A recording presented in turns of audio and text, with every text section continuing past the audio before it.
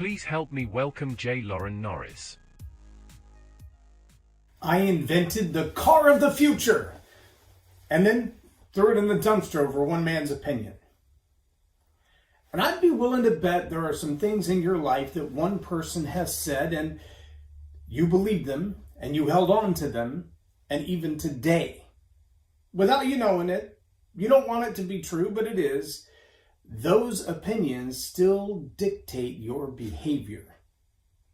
Weeks, months, years, decades later. That's what I want to talk about in this episode of Leading Leaders. Stay tuned. Subscribe now for our extensive video library of leadership lessons promoting faith, family, and freedom. I'm J Loren Norris with Leading Leaders Podcast, and if you've been around the world if you've been around like one time, like a year, then it's true in your life that people say things that, they stick in your craw. They get down deep inside the who that you are, and there's a couple of ways that we deal with them. Sometimes we repeat them. Sometimes we take ownership of them. We begin to believe that they are our ideas, or otherwise known as, you might want to write this one down, DHBs, deeply held beliefs. Now, these deeply held beliefs it's not something that you have a grand conviction about, necessarily. It's something that it just sits down deep in your psyche. Now, how did it get there? Well, it probably got there because of an experience or relationship or a conversation you had. It may have gotten there because you had a bad day and you had an argument with someone, or it may have gotten there because you were a young toddler and your parents didn't have great parenting skills, as most parents don't. There are so few parenting classes on what it means to be a grown-up parent. And if you notice, most people journey into this parenting thing on average around 19 to 20 years old. And, the prefrontal cortex isn't even created until sometimes around 25.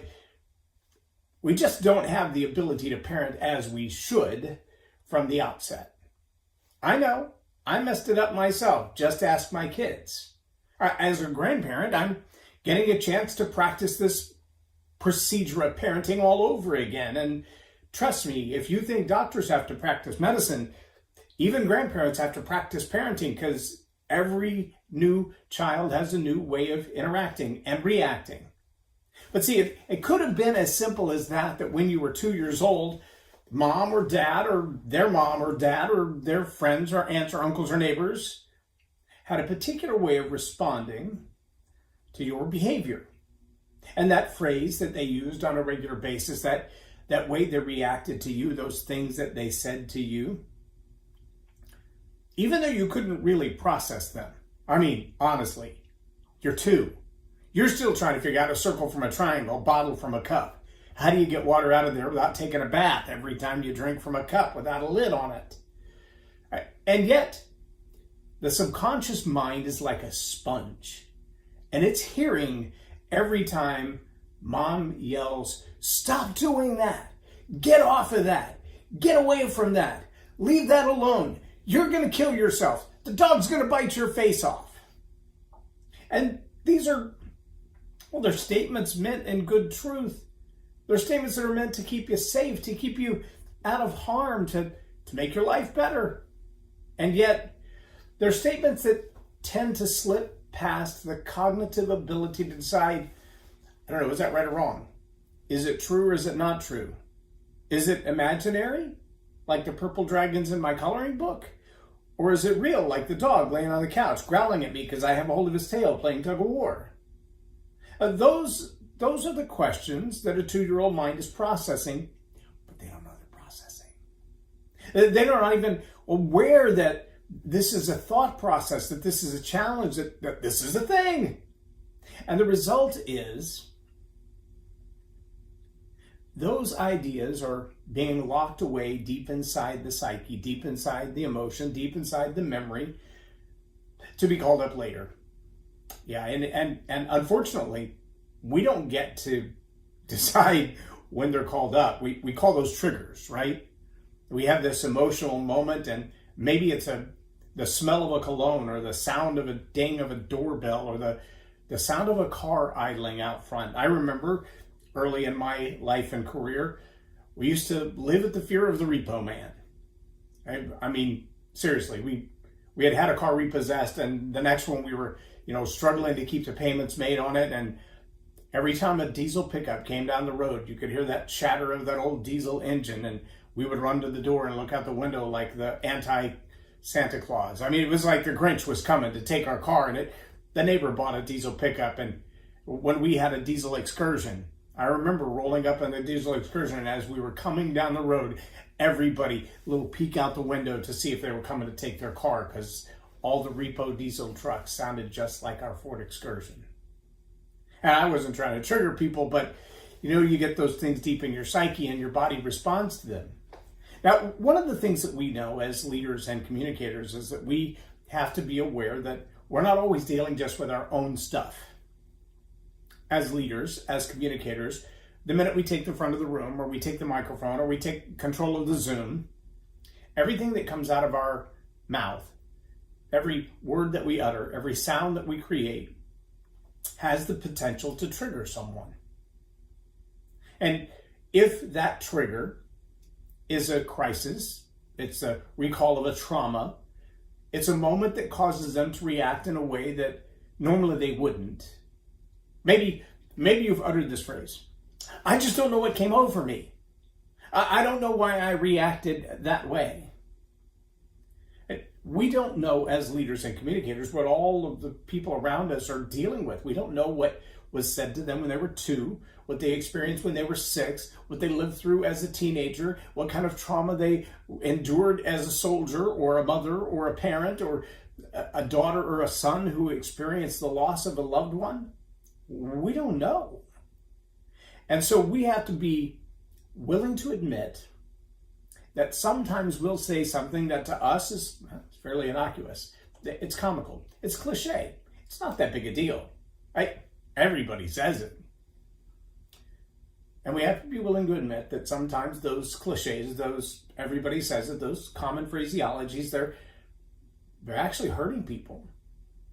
Now, I'm not talking about microaggressions, because that's a whole different thing. It's a whole different field of psychology and sociology that, frankly, I'm not sold on the idea completely. But I do agree that there are things that you can say and do that they weren't intentional. It's not like you were aggressively hurting someone.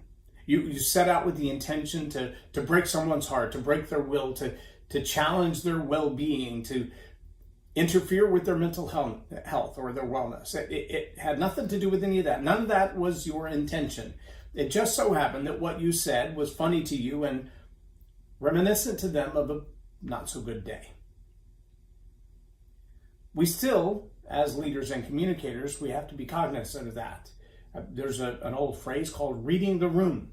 Sometimes reading the room means watching how people react to what you say, watching how they react to your body position, your gestures, your body language, your hand movements. Sudden movements freak some people out.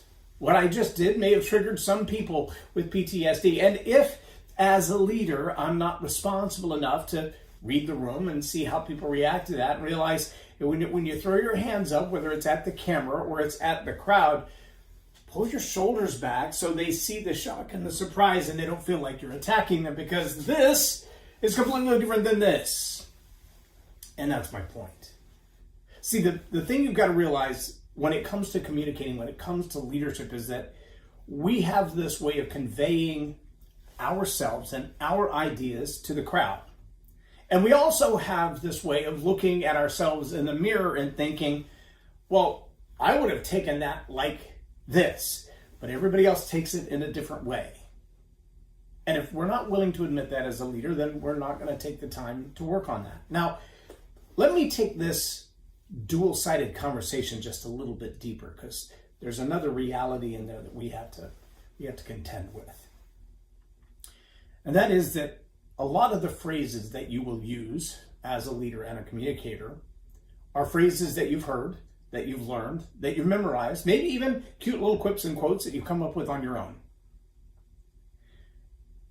And yet, the presence of them in your life, deep down inside, it's already doing a certain kind of work. There's this thing in the military we call the standard operating procedure. Most corporate businesses have them. Few entrepreneurs have taken the time to create them. But a standard operating procedure basically is, well, usually it's a big fat manual. And that big fat manual says, in the event that this happens, this is how you should respond.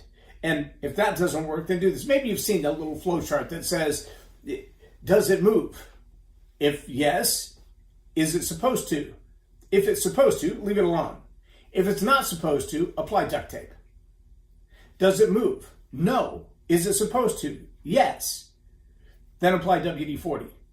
And basically you can work through this whole standard operating procedure, this a whole flow chart of decision making, and then you either apply duct tape or you apply WD-40, one or the other, because it either moves or it doesn't move, it's supposed to or it's not supposed to.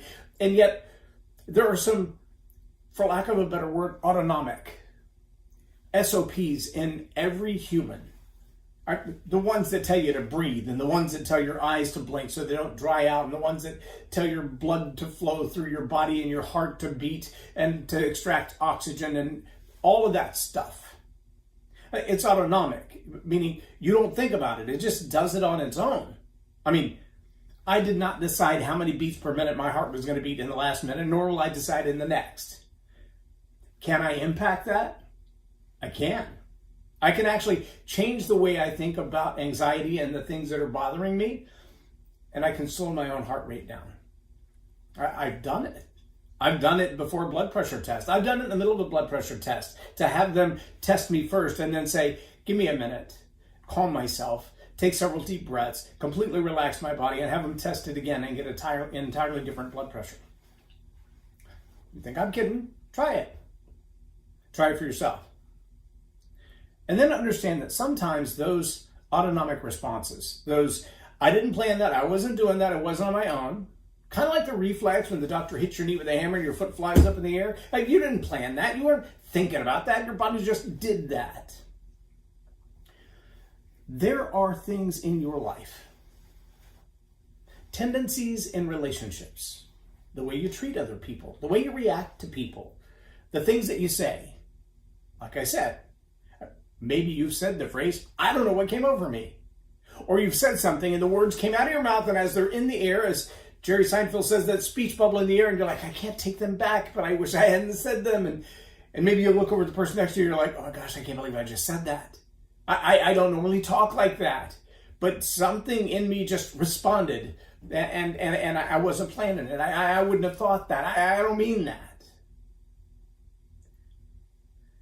There's also an ancient phrase that says, from the depths of a person's heart, they speak.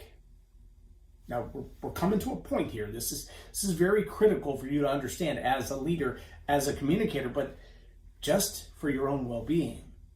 See, there are some phrases that are deep-seated in your life, some DHBs, some deeply held beliefs that have not just incorporated themselves into your dialogue, your language, your vocabulary, the way that you express yourself to others. They've caused you to behave, to think and to feel, to emotionally react to instances, to information, to relationships, to phrases, in a way that may not be beneficial to you. Beneficial. It may not be beneficial to you. It may be that these thoughts, these ideas, these notions that are rattling around inside your subconscious, you've been holding on to them for decades.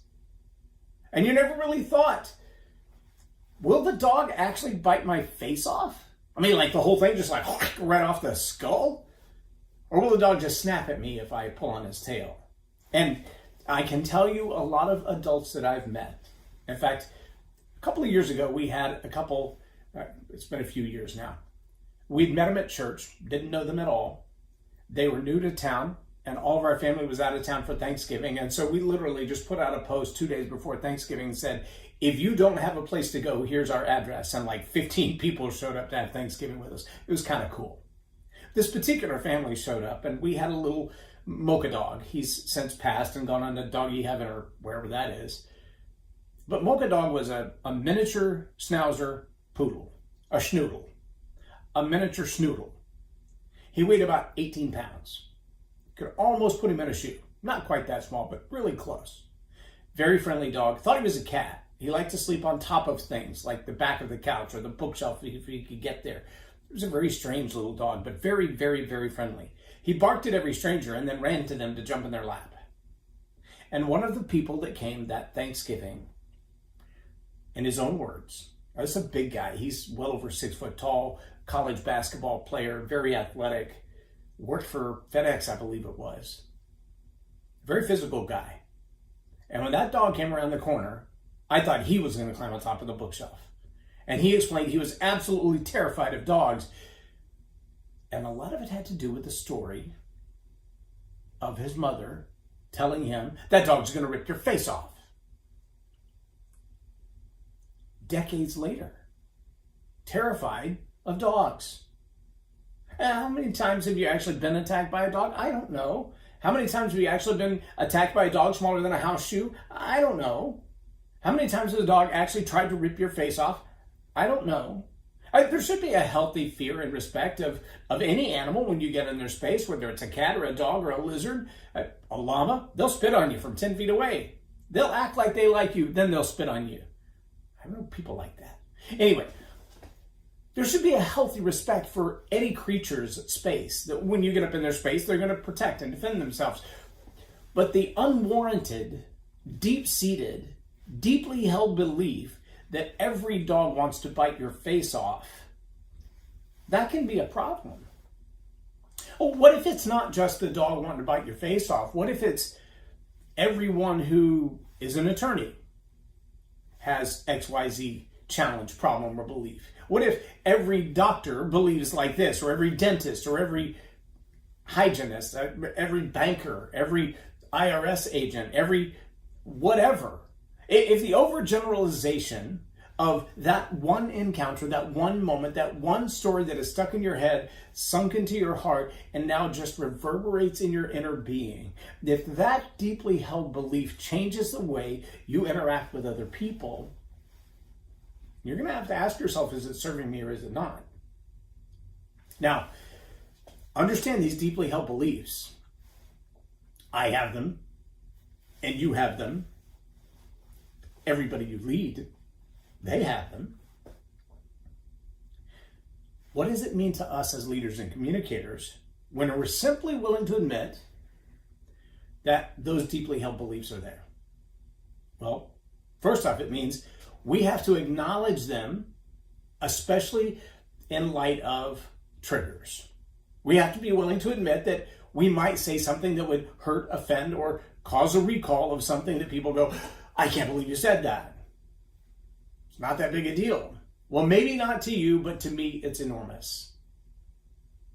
Maybe it wasn't offensive to you at all, but to me, it's heartbreaking. Or to you, it was nothing. To me, it was, well, everything. Let me give you an example. One of the things we do in the Storypower Masterclass is this little exercise on word pictures versus co-opted enthymeme. Now, in this category of story power is an inside job, understand that these deeply held beliefs are sometimes stories that we've told ourselves, and sometimes they're trigger moments that we go back to because of an emotional set, an event, an incident that we felt in our lives. So in the class, I asked everyone to picture the man in the flannel shirt standing silently on the hill. And then I began at one end of the table, and I worked all the way through the class, and I said, who do you see, who do you see, who do you see? And we got all kinds of comical answers, and for another time, I'll tell you what some of those were. But this last person, when I got to them, by the time I got to ask them the question, who do you see, they were crying. And I thought, given all these other answers, I've had comical answers, I've had answers that probably should cause a therapist to go, tell me more about that. That some fascinating reasons that people view what they view when you give them a blank slate of imagination. But her, she was in tears. It was a deep, emotional thing for her to picture the man in the flannel shirt standing silently on the hill. And I thought that's it's intriguing to me. And then I asked her, who do you see? And she explained that it hadn't been too long that her grandfather had to bury his wife of almost 50 years. And the day of the graveside service, he walked away and was standing on a hill in Tennessee looking out over the mountains in the valley.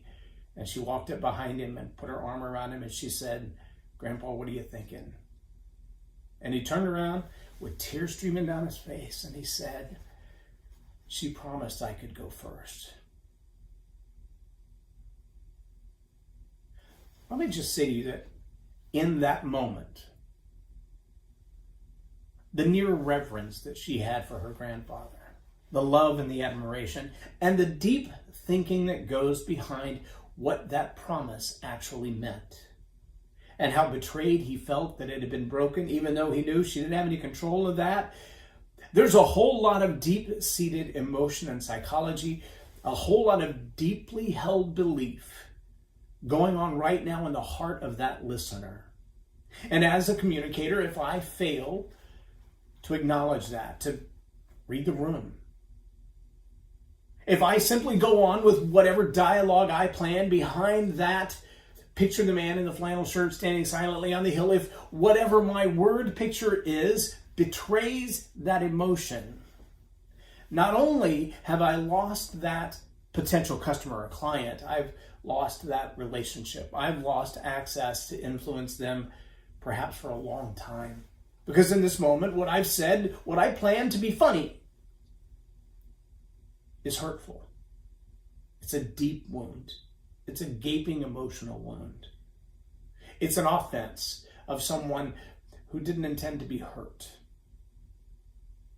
As a leader, as a communicator, you've got to be willing to say, I see not everybody sees this picture the same way that I do. You've got to be willing to bob and to weave, to have another alternative, another end to your story, another way to go. You got to be able to bow out gracefully and admit defeat if that's what's necessary. As a leader, as a communicator, that's your responsibility. When you've heard someone say, and I teach this in the course as well, people will very quickly forget what you've told them. They'll even forget what you did. They'll never forget how you made them feel.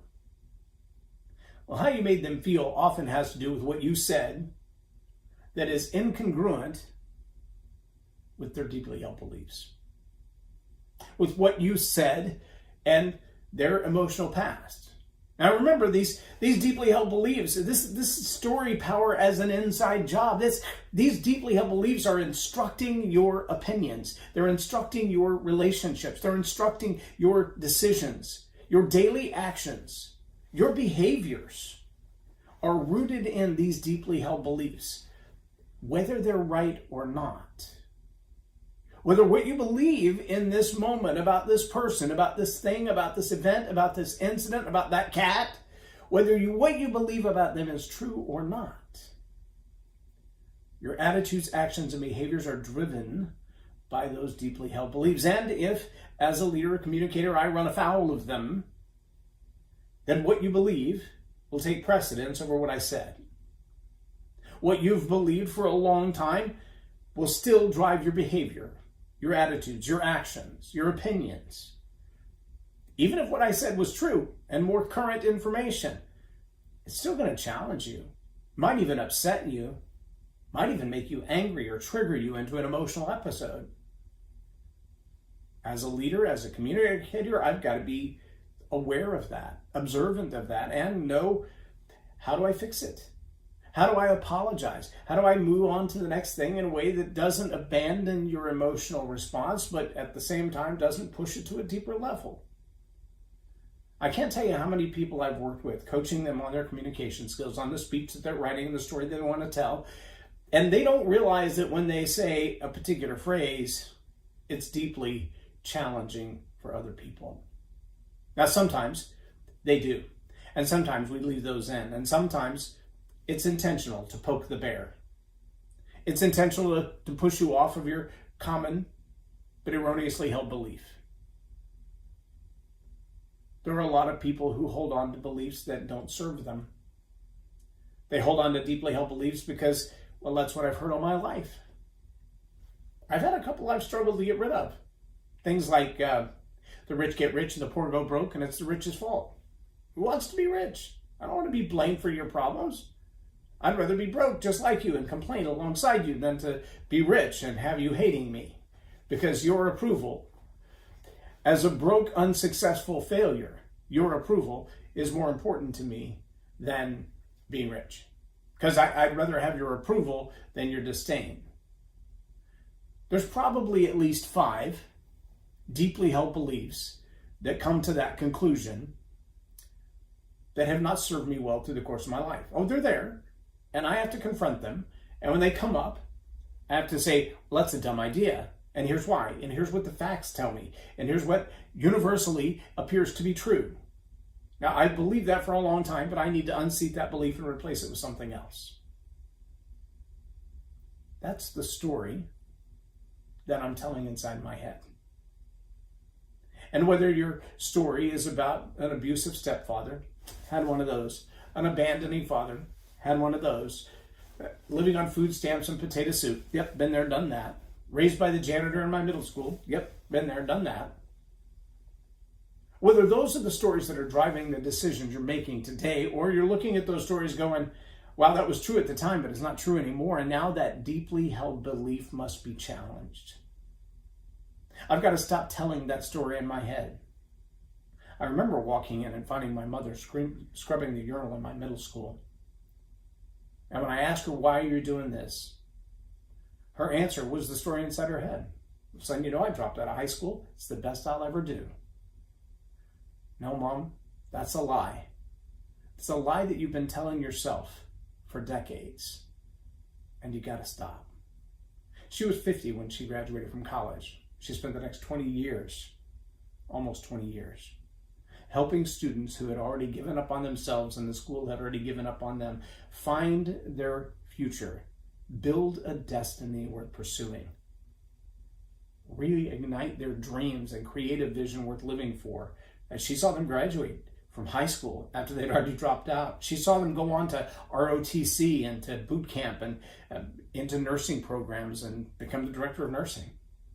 She watched this happen because she invested in them a story that they had not been able to tell themselves. Why? Because she changed her deeply held belief about herself. She finally realized, I have the intellect, I have the capacity, I have the discipline and the diligence to do this. And so she applied herself. And she graduated. And she went on to make enormous change in the lives of a lot of people. I'm going to tell you right now that there's some stories that you're telling yourself. Some of them, you're not even aware that you're telling. They show up when you stand in front of the refrigerator at 2 o'clock in the morning trying to choose what kind of snack you want because your mind is reeling and you can't get over that emotional problem. You can't get past the anxiety. You can't get motivated to get back into the new year after the holidays are over and get back to work. And these stories that you're telling yourself, they sound like I'm just in a funk right now. I don't have the energy that I used to have. I don't feel like success by the world's standards is really mine to have. And those are deeply held beliefs that may or may not be true.